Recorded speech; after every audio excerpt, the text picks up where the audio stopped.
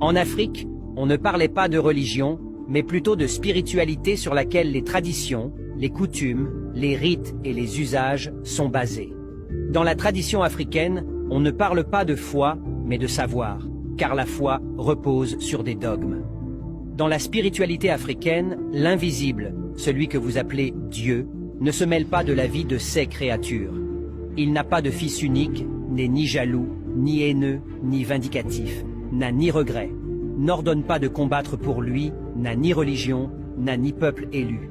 Voilà pourquoi l'Afrique n'est jamais, je ne dis bien jamais, allée combattre d'autres peuples pour imposer sa spiritualité.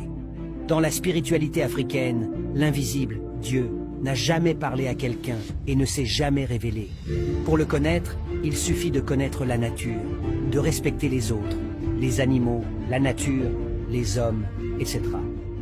Pour l'Africain, le Créateur n'est pas seulement au ciel.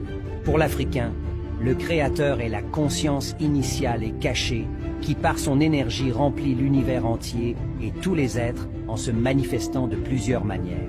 Pour l'Africain, le divin Dieu a une double nature divine. Il est à la fois mâle et femelle. Pour l'Afrique, la femme ne sort pas de l'homme, mais l'homme qui sort de la femme, ce qui est juste. Oui, il faut le spermatozoïde masculin et féminin pour procréer un être humain, mais l'être humain sort de la femme, ce qui est logique. Dans la spiritualité africaine, l'homme n'est pas supérieur à la femme car les deux sont égaux. En Afrique, on ne parle pas de patriarcat mais de matriarcat.